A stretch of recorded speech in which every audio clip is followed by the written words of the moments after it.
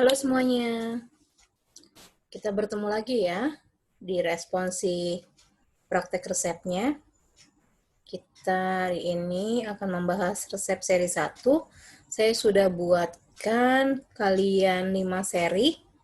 Nah, bedanya dengan waktu kelas 10 adalah kalau di kelas 11 ini kalian dapat satu seri itu 3 resep. Waktu kelas 10 kan cuma 2 ya. Nah, di kelas 11 ini juga kalian mendapatkan resep sediaan baru, seperti sediaan cair, ya. Nah, menghitung takaran maksimal untuk sediaan cair pun juga pastinya berbeda dengan waktu kelas 10. Dengan sediaan serbuk, ya. Oke. Jadi saya akan langsung masuk ke resepnya aja. Nanti ketika ketemu hal yang baru di kelas 11 ini, kita bahas bersama-sama ya, kita diskusi sama-sama. Oke, ini resep satunya. Kalian dapat resep salep ya, karena dari MF Ungwentum. Ungwentum itu artinya salep ya. Nah, kalau dilihat dari resep ini apa yang nggak ada?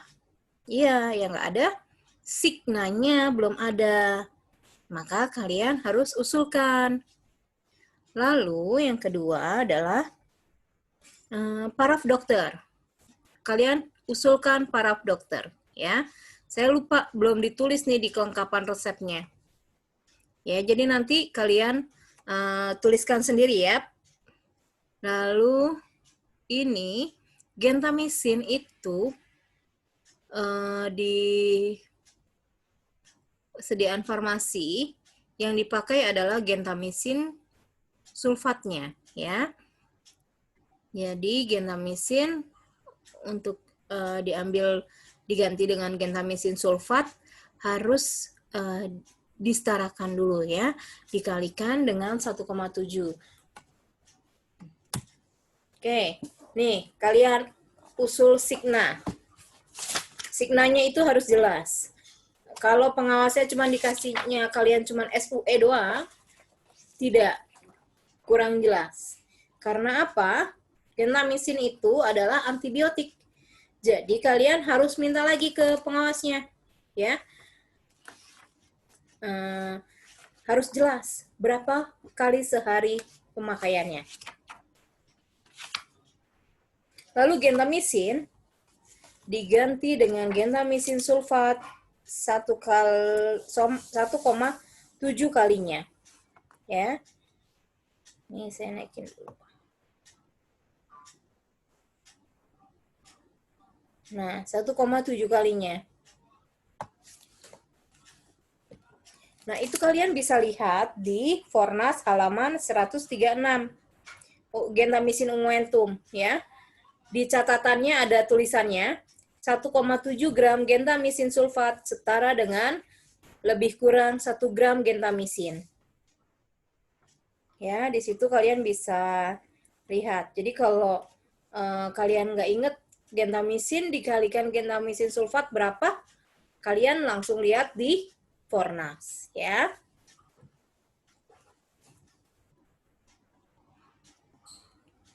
Komposisinya nggak ada. Nah, gentamisinnya perhitungannya 0,3 per 100 dikalikan 20 gram, karena sudah diketahui ya hasil akhirnya. Jadi langsung dikalikan aja, nggak pakai permisalan. Hasilnya 0,06. Nah, karena kalian mau ganti gentamisin sulfat, jadinya kan dikali 1,7. 0,06 ini dikalikan 1,7. Hasilnya 0,102 gram. Ya, 102 miligram, itu 2 miligramnya nggak ada kan, jadi kalian pembulatan aja, jadi 100 miligram, 0,100 ya. Lalu hidrokortison. Hidrokortison 2 per 100 dikalikan 20 gram. Hasilnya 0,4. Ya. Lalu vaselin albumnya 20 dikurang hasilnya gentamisin sulfat dan hidrokortison. Ya, hasilnya 19,5. Ini penimbangannya harus dengan nama Latin karena gentamisin dan hidrokortison ini. Gentamisin obat antibiotik, hidrokortisonnya juga obat hormon, kortikosteroid ya. Jadi harus pakai, kalian cantumkan ED-nya ya, expire date. Nah, pembuatannya saya sudah sertakan video praktikumnya. Jadi kalau lupa bagaimana caranya, lihat sudah saya sertakan semua ya. Sudah ada di YouTube. Ya, gentamisin sulfat digerus sampai halus, tambahkan sebagian vaselin album, gerus sampai homogen, itu dijadikan M1. Lalu hidrokortison digerus halus, tambahkan sebagian vaselin, gerus homogen, tambahkan M1, gerus ad homogen. Ya. Nah, baru deh sisanya, sisa vaselin digerus ad homogen, beri etiket putih, beri etiket biru dan label NI. Nah, ini yang B. Yang B bikin kapsul. Kalian kayaknya sudah nggak ada masalah ya. Cuma untuk mengingat-ingat kembali di kelas 10.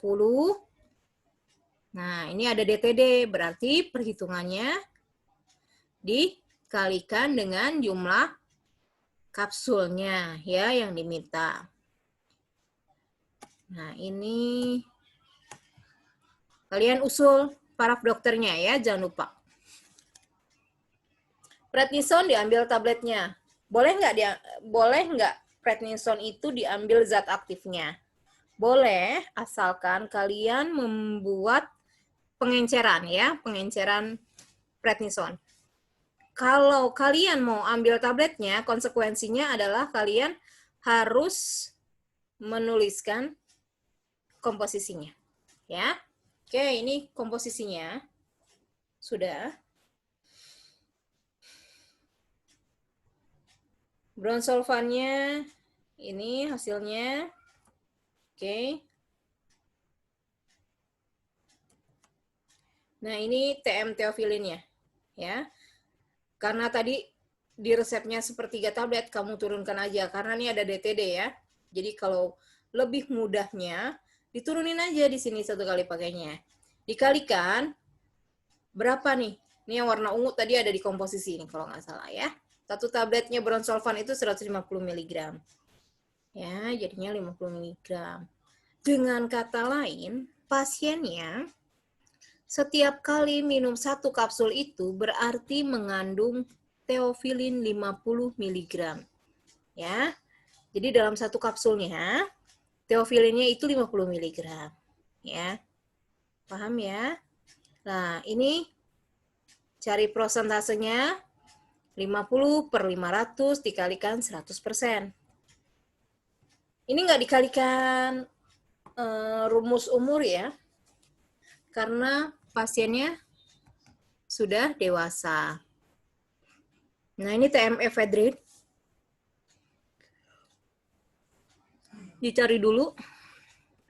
Ya, ini untuk sebagai latihan, sebagai quiz. Nanti ditaruh di forum. Ya, ini penimbangannya. Ditulis tablet bronsolvan berapa ya. Nah, pembuatannya nggak ada masalah. Seperti biasa. Kalian sudah pernah mengerjakannya di kelas 10, jadi saya nggak bahas terlalu dalam. Nah, ini yang C. Ini kalian baru dapatnya. Sirupus DMP 100 ml. Kontin itu mengandung prometazin HCl 15 mg per CTH. CTH itu koklear T, artinya sendok teh. Volumenya 5 ml. Kalau kalian pernah lihat obat sirup, obat cair, ya, terus dapat sendok itu sendok obat. Nah, itu ukurannya 5 ml. Nah, itu yang disebut sendok teh. ya, bukan sendok teh yang ada di rumah. Beda ukurannya ya. Lalu kalau sendok makan itu ukurannya 15 ml. Sendok makan yang ada di rumah kalian 15 ml enggak? Enggak sampai. Jadi kalau misalkan kalian dapat resep terus disuruh minumnya 3 kali sehari 1 sendok makan, sendok makan itu adalah 15 ml. Berarti kalau nggak punya sendok takar yang untuk sendok makan, kan ada ya yang bulat gitu untuk sendok makan. Kalau nggak ada, berarti pakai sendok teh cuma 3 kali ya. 3 kali minumnya. Karena sendok makan 15 ml, sendok teh 5 ml. Oke. Ini komposisinya. Terdapat di Fornas, halamannya kalian carilah sendiri. Nah, tiap 5 ml mengandung dextrometorphan HBr 15 mg. Ini yang diminta, ini komposisinya tiap 5 ml. 5 ml, 15 mg. Kalau 100 ml berapa? Nah, di sini. DMP HBr-nya 15 mg per 5 ml atau gini. Yang diminta 100 ml per 5 ml yang diketahui yang ada di komposisi, kalian kalikan dengan 15 mg ini ya. Hasilnya 300 mg. Oke. Jadi ini terbalik ya. Jadi ini 15 mg dikalikan 100 ml per 5 ml ya. Nah, ini promethazine HCl 15 mg per tadi CTH ya. Per CTH itu 5 ml. Ya, dikalikan 100 ml sama dengan 300 mg. Ini coret satuan yang sama ya, nanti hasil satuannya sisanya yang dituliskan. Nah, ini juga ya. Sirup simpleknya at 100 ml. Nah, ini TM-nya. TM-nya kalian, nah ini rumusnya saya sudah taruh di Piklas ya. Cara untuk menghitung TM sediaan cair.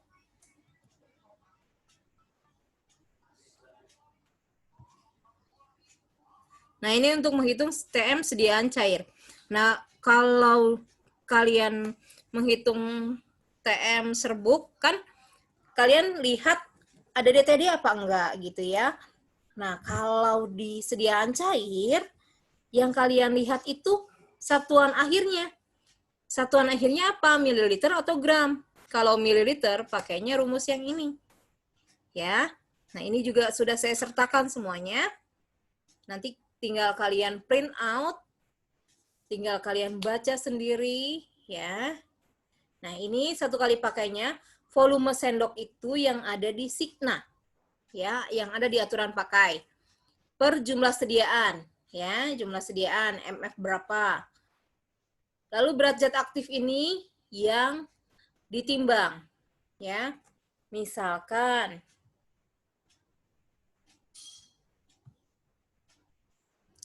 ya. Misalkan kalian mau menghitung TM promethazine HCl.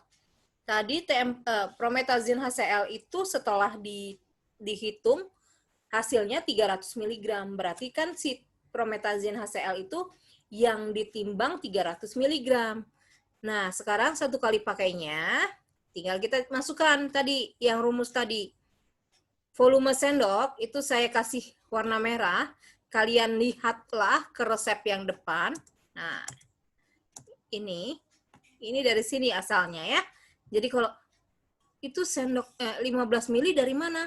Nah, dari Signa ya. Dari sendok makan ini volumenya berapa? 15 ml. Per 100 ml ini dari mana? Jumlah sediaan. Kalian lihat. Yang warna biru. Nah, ini jumlah sediaannya. Ya. Lalu 300 mg dari perhitungan. Nih, hasilnya segini yang ditimbang promethazine. Oke. Nah, dalam 1 sendok makan, pasien itu minum sirupnya mengandung promethazine HCl 45 mg. Ya, masih lebih kecil dari 50 mg ya. Nah, presentasinya dapatnya 90% masih aman ya. Oke. Sudah? Ini kalau cari prosentase 1 kali harinya sama dengan seperti biasa ya. Kalian hanya bedanya di sini di 1 kali pakai. Oke, ini penimbangan pembuatannya. Ya. Sirup Simplex itu kalau kalian belum tahu, sirup Simplex itu adalah campuran gula dengan air. Nah, gulanya itu lebih banyak, 65% dibanding airnya. Jadi kan pasti akan kental. Kalau kalian pernah tahu sirup marjan, nah hampir sama dengan itu. Ya. Jadi kan kental tuh. Kalau pembuatan sediaan cair, yang kalian lihat adalah zat pembawanya. Zat pembawanya itu apa? Kalau zat pembawanya itu cairan kental, itu tinggal digerus aja, jadi nggak masalah. Kalian nggak usah pikirkan bahan itu obat larut, bahan obatnya itu larut atau enggak dalam air, ya. Tapi kalau pembawanya itu Aquades, nah itu yang harus kalian pikirkan. Kalau bahan obatnya itu larut dalam air, harus dilarutkan dengan Aquades. Kalau tidak larut dalam air, kalian harus membuat suspensi, ya. Nah, botolnya dikalibrasi dulu. Nah, ini nih, kalau pembuatan dengan sediaan kental. Ya, di MPHBR digerus halus, tambahkan sebagian sirup Simplex, gerus homogen, masuk botol. Ya, promethazine HCl digerus halus, tambah sebagian sirup Simplex, gerus homogen, masuk botol. Jadi, intinya kalau prinsipnya, kalau dia itu sediaan kental, kalian cuman bahan obatnya digerus homogen, masukin ke dalam botol. Ya, bahan obatnya tambahkan zat pembawanya, digerus homogen, masukkan ke dalam botol. Ya. Lalu tambahkan sisa sirup Simplexnya 100 ml. Beri etiket putih, label NI dan kocok dahulu. Ini nanti penempelan etiket dan label itu yang paling atas adalah etiket, lalu keduanya itu adalah kocok dahulu, baru label NI. Tujuannya, si pasien itu setelah membaca aturan pakai, di bawahnya langsung terbaca kocok dahulu. Jadi supaya obat yang dia minum itu pas dosisnya, ya, tidak kelebihan, tidak kurang. Oke, sudah sampai di sini penjelasan saya mengenai resep seri 1. Oke, jika ada yang kurang jelas, bisa tanyakan di vClass, chat, atau bisa WA saya, ya. Oke, sampai di sini.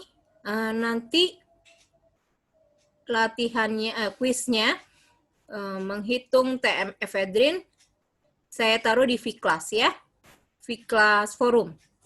Oke, sampai jumpa di resep berikutnya. Terima kasih.